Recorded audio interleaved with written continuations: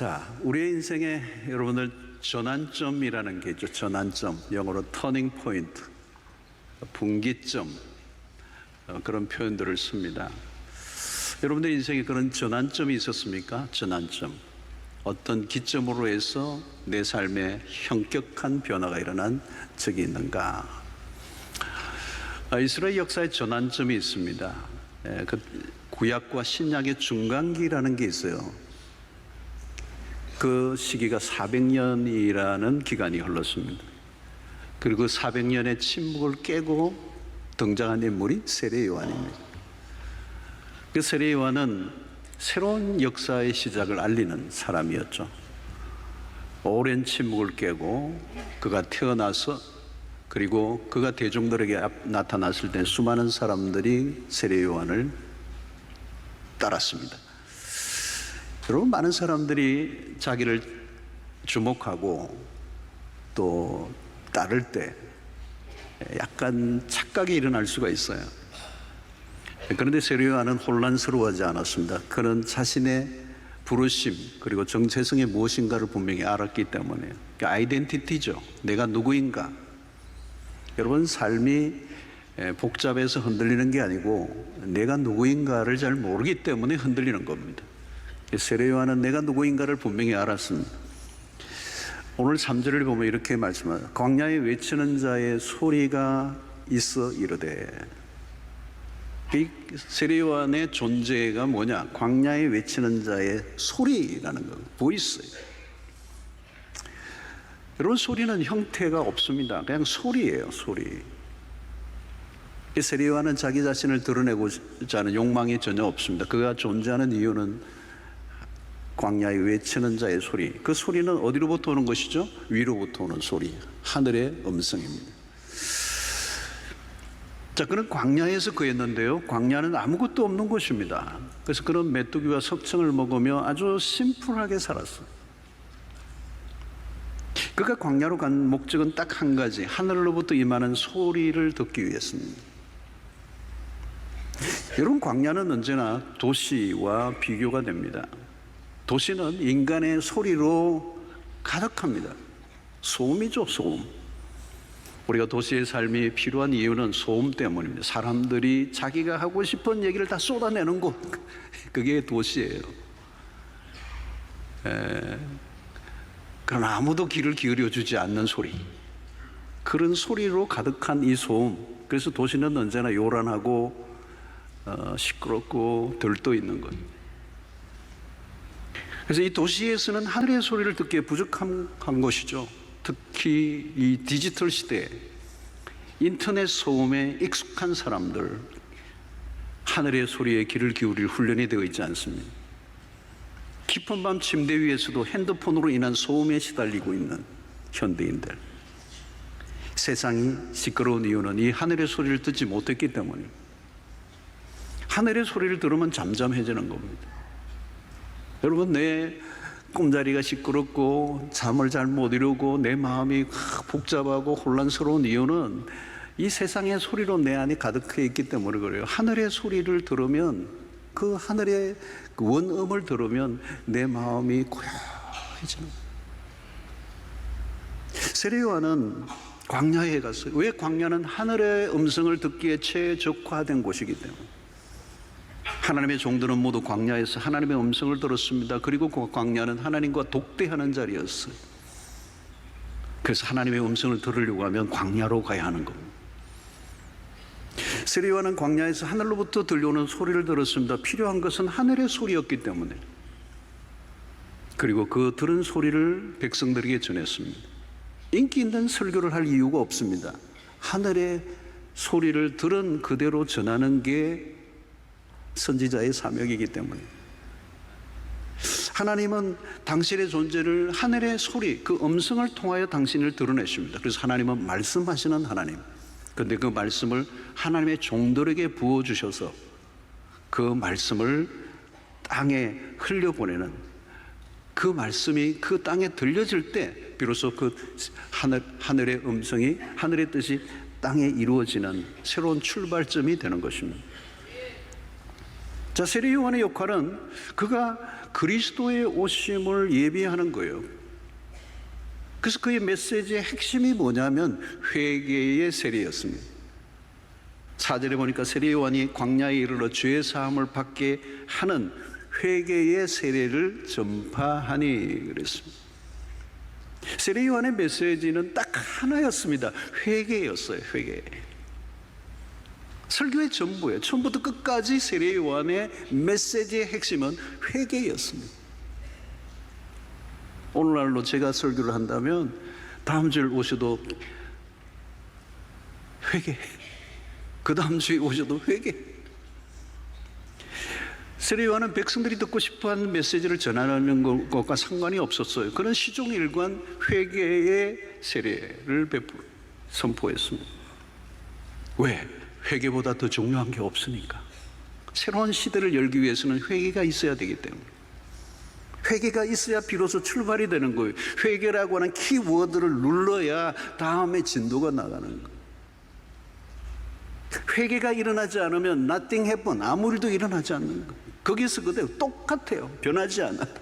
10년, 20년 교회를 다녔는데 똑같아. 하나도 안 변해. 왜? 회개가 없었으니까.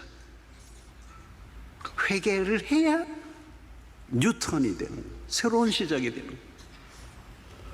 전환점이 일어나는 거예요. 터닝 포인트가 되는 거예요. 회개보다 더 중요한 게 없다 이런 거죠. 교회를 얼마나 다녔느냐가 중요하지 않고, 성경을 얼마나 읽었느냐가 중요하지 않고, 내가 얼마나 선한 일을 했느냐가 중요하지 않고, 나에게 참된 회개가 있었는 거예요.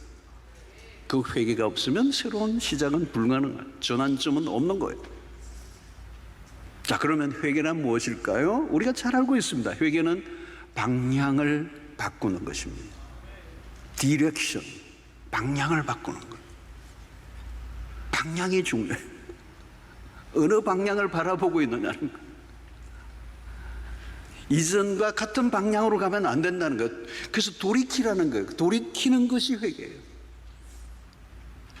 지금까지 잘못 왔다는 것을 인정하고 돌아서라. 가던 방향으로 가면 안 된다. 돌이키라. 근데 내가 지금까지 어떻게 살아왔는지를 모르면 어떻게 바뀌어야 되는지도 모르는 거예요. 인간의 본래, 우리가 살았던 삶이 어디였는지, 우리가 어떤 방향을 바라보고 살았는지를 모르면 어디로 가야 되는지 알 길이 없는 거예요. 여러분, 성경은 본래 인간의 모습을 어떻게 표현합니까? 에베소서 2장을 보면 인간은 본질상 진노의 자녀였다. 본질상 우리의 주소가 뭐냐? 진노의 자녀를. 바울은 로마서 7장에 오라 나는 공고한 사람이로다. 이 사망의 몸에서 누가 나를 건져내랴? 이사야 6장에서는 하나님의 영광을 앞에 선 이사야는 화로다 나여 망하게 되었도다 그랬어요. 다시 말하면 소망이 없는 상태. 더 살아봐야 소망이 없어. 어떤 사람은 그래요. 내가 좀 더 열심히 살면 좀 더 나은 삶이 펼쳐질까? 아니에요.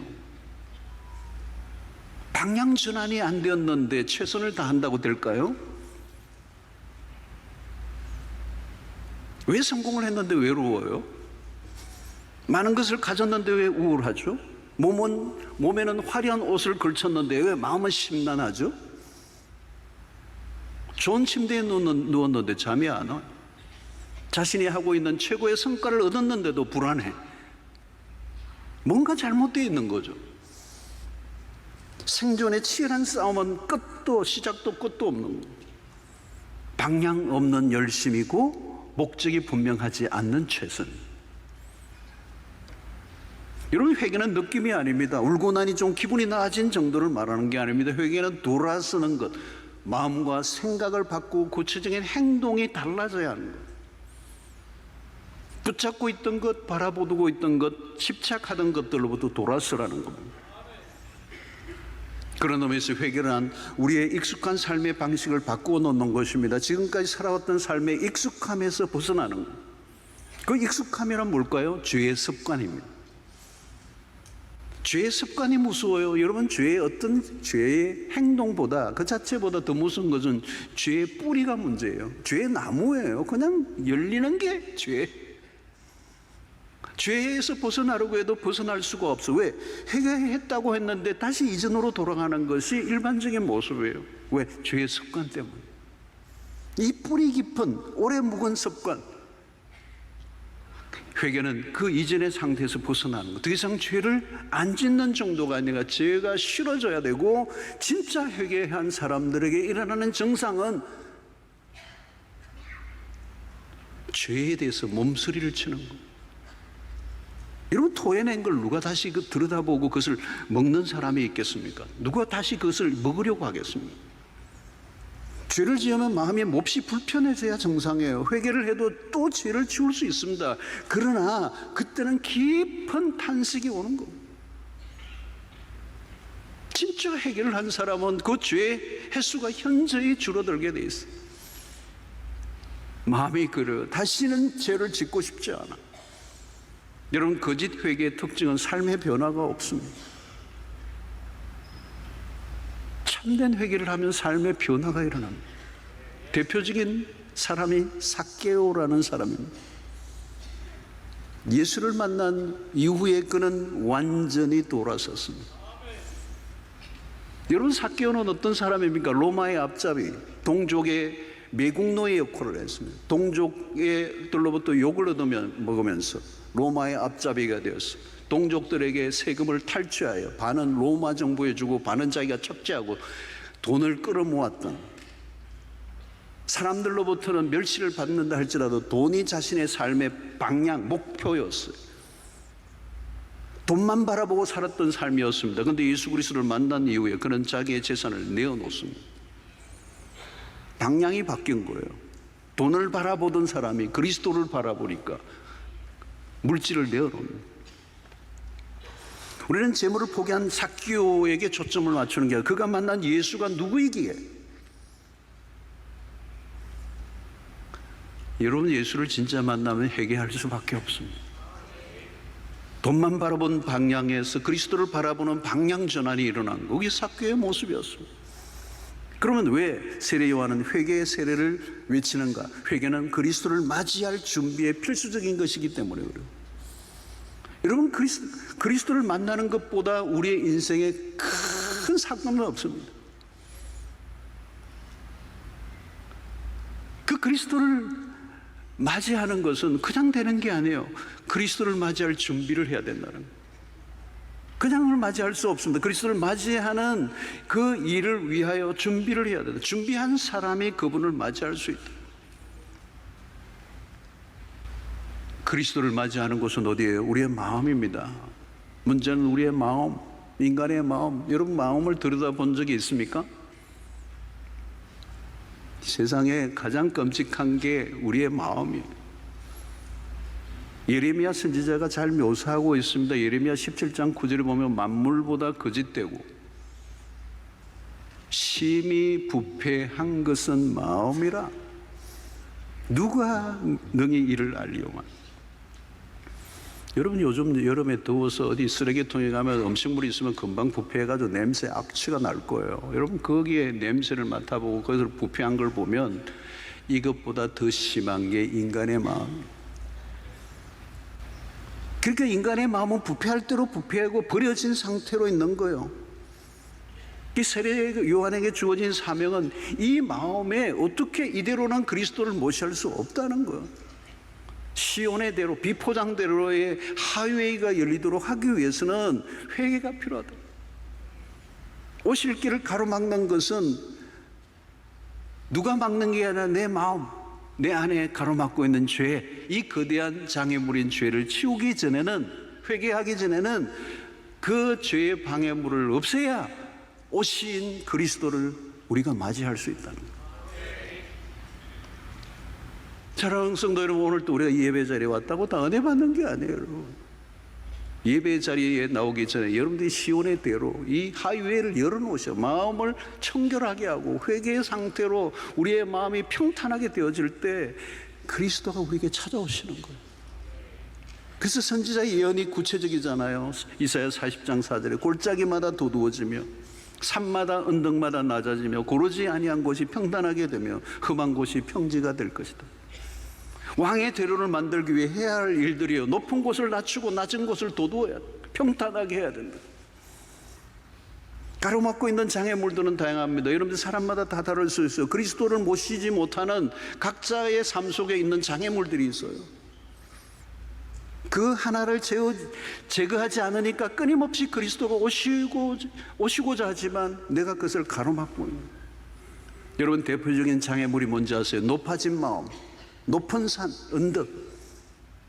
이것은 교만을 말하는 겁니다.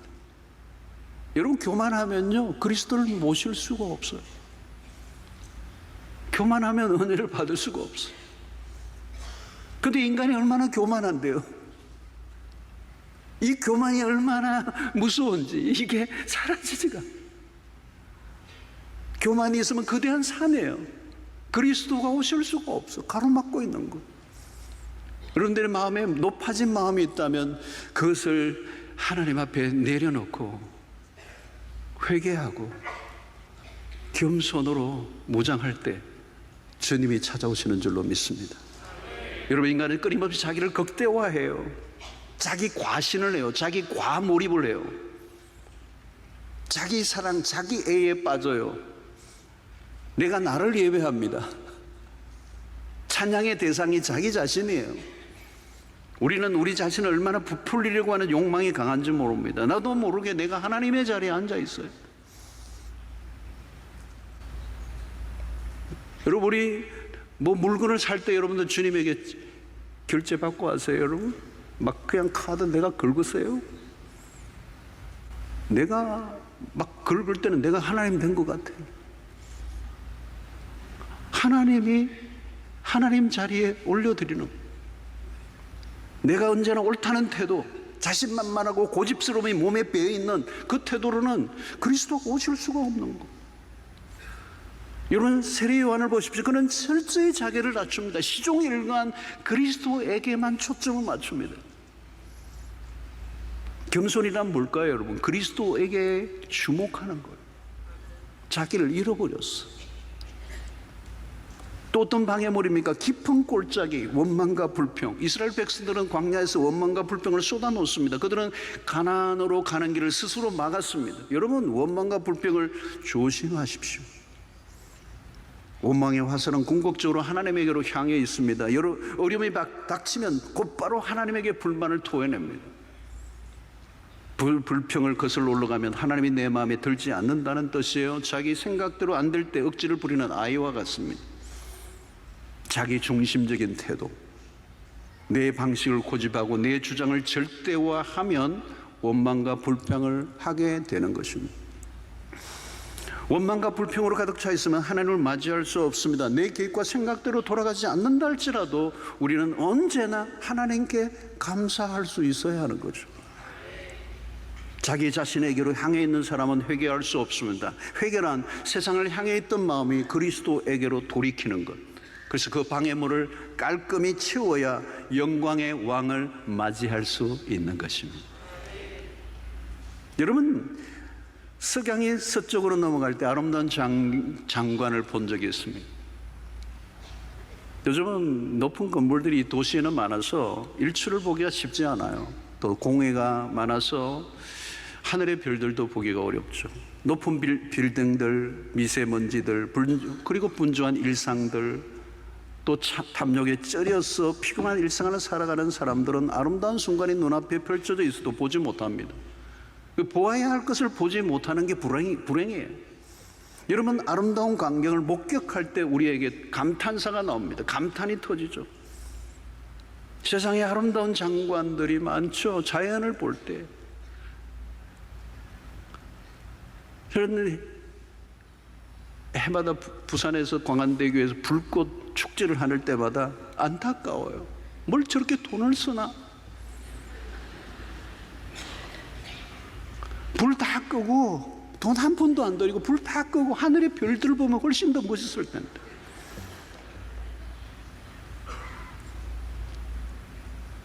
저 자연에 가서 반딧불을 보면 얼마나 아이들이 그 반딧불이 경이로운데,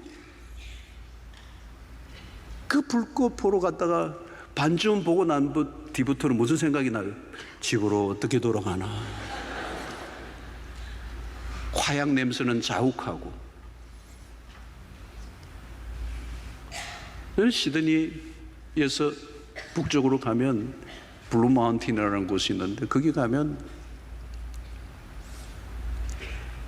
블루 마운틴의 그 산자락 안으로 들어가면요, 밤중에 별들이 어마무시해 쏟아져 내려. 그러면 경이로움에 빠져요. 압도를 당하면서 입술에서 찬송이 터져, 그냥 찬양이 터져. 제가 이번에 보고 왔다는 게 아닙니다. 네, 전해봤습니다. 세상에 가끔 우리는 장엄함, 그리고 아름다움, 그걸 목격할 때 우리에게 감탄이 터지는 거. 여러분, 찬송은 감탄이에요. 하나님의 영광에 눈을 뜬 사람들이 하나님에 대해서 감탄하는 게 찬송이에요. 그러니까 정말 찬송을 할 수 있는 사람이라면 신앙의 극치에 도달한 거예요. 그냥 노래가 아니에요. 그분의 영광에 압도를 당하는 거. 여러분, 하나님의 영광은 이 세상의 모든 아름다움과 장엄함을 다 모아놓아도 하나님의 영광에 비할 수가 없어요. 이사야 40장 5절에 여호와의 영광이 나타나고, 그대한 말씀이에요. 모든 육체가 그것을 함께 보리라. 이 말씀이 700여 년이 지나서 세례 요한이 그걸 보아요. 하나님의 아들의 영광이에요. 그래서 요한이 이렇게 표현합니다. 1장 14절에 말씀이 육신이 되어 우리 가운데 거하심이 우리가 그의 영광을 보니 아버지의 독생자의 영광이요 은혜와 진리가 충만하더라. 그래서 우리가 그의 영광을 보니, 이 영광이라는 단어는 이해하기 어려운 단어예요. 우리가 영광이라는 단어를 많이 쓰는데 이 단어는 어려운 단어예요. 카보드라는 이 어근은 무겁다, 중요하다, 비중 있게 만들다라는 뜻이 들어있습니다. 시골의 아이에게 미국 뉴욕의 도시를 설명하기는 어려운 거거든요. 하나님의 영광을 설명하기는 어려운 다차원의 영역입니다. 아무나 볼 수 없는 영역. 돈이 전부라고 믿고 살았던 사람에게 당신에게 가장 비중이 있는 게 뭐냐고 물으면 당연히 돈이라고 말하겠죠. 물론 돈으로 누릴 수 있는 영광이 있긴 합니다. 그러나 세상의 영광은 들의 꽃과 같다. 이사야 40장 6절로 8절에 말하는 자의 소리가 이르되 외치라. 대답하되 내가 무엇이라 외치리까니 이르되 모든 육체는 풀이요 그의 모든 아름다움은 들의 꽃과 같으니 푸른 마르고 꽃이 시듬은 여호와의 기운이 그 위에 불미라. 이 백성은 실로 풀이로다. 푸른 마르고 꽃은 시드나 우리 하나님의 말씀은 영원히 서리라 하라. 여러분, 인생은 잠시 피었다가 시들어버리는 풀과 같습니다. 찬란하다는 단어를 우리가 쓸 수 없어요. 간혹 착시를 일으켜 찬란하게 보일 수 있습니다. 그러나 세상에 찬란한 건 없어요. 찬란한 대신 세상에서 나타나는 건 요란함, 현란함, 호화로움은 있습니다. 그러나 그 순간 한순간 사라져버리는, 반짝하다가 끝나버리는 거예요. 뜨거운 열풍이 불면 한나절에도 꽃의 영광은 훅 하고 사라집니다. 하나님을 만나는 것보다 더 장엄한 것이 있을까요? 그리스도가 우리에게 찾아오실 때 이전에 보지 못한 영광에 사로잡히게 됩니다. 그 영광을 보고 나면 다른 것들은 다 초라해져 버려요. 그 하나님의 영광이 스쳐 지나가면 해도 다른 것은 빛을 잃어버리고 마는 것입니다. 그리스도의 영광에 눈뜨는 일이라면 세상에 어떤 대가를 치르더라도 아깝지 않습니다. 중요한 것은 우리의 시야를 가리는 장애물들입니다. 그때 하나님의 이 장애물을 거두어내면 하나님의 은혜의 빛이 찬란하게 우리에게 다가오게 되는 것입니다. 하나님의 말씀을 들을 때 은혜의 빗줄기가 임합니다. 예배 자리에 앉아있는 것보다 더 행복한 순간은 없습니다. 예배의 핵심은 그 영광을 바라보는 시간, 그 영광에 압도를 당하는 시간. 예배는 하늘의 영광을 바라봄으로 영혼의 축제가 벌어지는 시간. 그동안 우리는 그것을 모르고 살았습니다. 눈에 열려 새로운 세계를 보니까 그때 비로소 찬양이 터지게 되는 거예요. 여러분, 찬양한다는 건 놀라운 것입니다. 하나님의 은혜가 아무런 제한을 받지 않고 내 안으로 흘러 들어오면 그런 경험을 할 수가 있습니다. 때로는 우리의 영혼의 상태가 얼마나 중요한, 영혼의 상태에 따라 우리의 영혼의 길이 열리면 하나님의 말씀이 물밀듯 밀려오고 생수와 같이 밀려올 때 내 영혼의 모든 찌꺼기가 사라지고 어둠이 물러가고 우울함이 떠나가는 역사가 있게 되는 것입니다. 세례 요한의 메시지에 우리는 길을 교류합니다. 마음을 평탄하게 하라. 마음의 대로가 열려야 한다. 대로가 열리면 그 순간부터 하나님의 말씀의 은혜가 폭포수처럼 밀려오고 사막과 같은 우리의 마음에 생수의 강이 넘치게 되는 것입니다. 말씀의 영광을 경험합니다. 내가 저항할 수 없는 상태가 되는 거죠. 사랑하는 성도 여러분, 오늘도 하나님은 우리에게 가까이 다가오시기 원하십니다. 문제는 우리의 편에서 준비가 안 되어 있는 거죠. 도로가 꽉 막혀 있으면 아무리 멋진 차라도 지나갈 수가 없는 거예요. 예수님이 오셨을 때 그때 유대 백성들의 마음은 황폐할 때는 황폐해져 있어요. 400년 동안 그 백성들의 마음이 이미 다 막혀 있어요. 왕의 대로가 열려져야 한다는 거예요. 사랑하는 성도 여러분, 언제 새로운 역사가 시작됩니까? 그리스도가 오시면 그때 비로소 시작이 됩니다. 그리스도가 오시지 않으면 인간이 아무리 애를 써도 의미가 없습니다. 그리스도가 오셔야 한다. 온갖 것을 다 바꾸어도 그리스도가 오시지 않으면 변한 게 없습니다. 그리스도를 모시면 모든 게 변합니다. 존재가 변합니다. 오늘날 얼마나 많은 사람들이 힘들어합니까? 여러분, 상처 입은 영혼들, 병들어 있는 영혼들, 지쳐 살아가는 사람들이 얼마나 많습니다.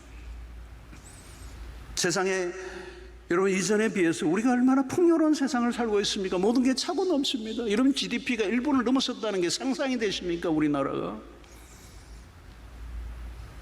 부족함이 없어 보여요. 근데 여러분, 우리나라에 더 많은 돈이 필요할 거예요. 그게 아니라는 걸 우리는 지금 경험하고 있습니다. 사람들은 위로받고 싶어 합니다. 사랑을 갈망하고 있습니다. 그러나 여러분, 우리에게 진정으로 위로해 줄 사람이 있어요. 진정으로 우리에게 사랑을 채울 수 있는 것들이 있을까요? 절대 필요는 오직 예수 그리스도. 그분만이 우리의 진정한 위로가 되시고 그분만이 우리의 사랑의 결핍을 채울 수 있는 분이시고, 그리스도가 오셔야 우리의 모든 결핍은 사라지고 진정한 만족이 찾아오는 것입니다. 그래서 고린도후서 5장 7절에 그런즉 누구든지 그리스도 안에 있으면 새로운 피조물이라. 이전 것은 지나갔으니 보라 새 것이 되었도다. 그리스도가 찾아오셔야 새로워지는 것입니다. 새로운 삶의 시작이 되려면 이전 것을 버려라. 새 집으로 이사를 할 때 이전에 쓰던 물건들을 다 버려버리잖아요. 왜? 새 집에 어울리지 않으니까. 세례요한에게 주어진 역할이 바로 그런 것입니다. 그리스도를 맞이하려면 버릴 것을 버려라. 이전의 삶의 방식을 버려라. 가치관을 버려라. 생각의 틀을 버려라. 기존의 유대 종교로는 더 이상 백성들을 만족시킬 수 없었다는 것을 세례요한을 통하여 가르쳐 주는 것입니다. 유대 종교는 이미 낡을 대로 낡아 있었고 그 종교에 찌들려 있던 종교 지도자는 물론이고 그 지도자 아래 물들어 있던 백성들도 결단이 필요한 것이죠. 그들은 하나님이 계시지 않는 성전에서 공허한 예배를 반복했어요. 형식에 젖은 무료한 종교 생활은 따분하고 지루해질 대로 지루해져 있었던 거예요. 예수님 당시 유대 종교는 폐기 처분해야 될 대상이었습니다. 그들은 스스로의 종교적 열심에 자화자찬을 하고 있었어요. 이전의 종교 체제와 습관으로는 예수님과 함께 할 수 없었어요. 그래서 세례 요한을 통하여 새로운 길을 소개하고 있는 것입니다. 그 새로운 길을 만드는 것이 회개하라. 하나님의 나라가 가까워 왔나니라. 간단한 메시지예요. 하나님의 나라는 바로 눈앞에 있다. 이제 회개하고 그 하나님의 나라를 맞아들이라. 이 세례 요한은 대전환을 예고하며 새로운 왕의 통치를 받을 준비를 하라고 외치고 있는 것입니다. 사랑하는 성도 여러분, 그리스도가 오시기 전에는 우리가 그리스도가 얼마나 필요한 분인지를 몰랐어요. 어려운 선교지 가보면 낙후된 곳에서 사람들이 불편하게 살아가는 사람들을 많이 보게 됩니다. 저는 오지 중에 오지였던 이 케냐의 트루카나라고 하는 굉장히 깊숙한 오지 부족 마을을 가본 적이 있는데 아이들이 다 옷을 다 벗고 옷이 없고 신발도 없고 글도 모르고 하늘 아래 이런 문명 사회가 되어 있는 이 하늘 아래 이렇게 살아가는 분이 사람들이 있다는 게 너무너무 충격을 받았어요. 우리가 축구공을 하나 사줘서 던져주는데 막 축구를 아이들이 뭐 그 축구공을 처음 본 거예요. 그냥 막 정신없이 뛰어다니는데 추장이 그냥 아이들 못하게 다 그냥 왜 먹지도 못한 애들 저리 뛰면 금방 죽는 거예요. 태어났을부터 그렇게 살았어요. 하루 한 끼. 다 엎드려 있어요. 엎드려 있는 이유가 힘이 없어서. 하루 한 끼 먹었으니 무슨 힘이 나겠어요. 그냥 엎드려 있는 거예요.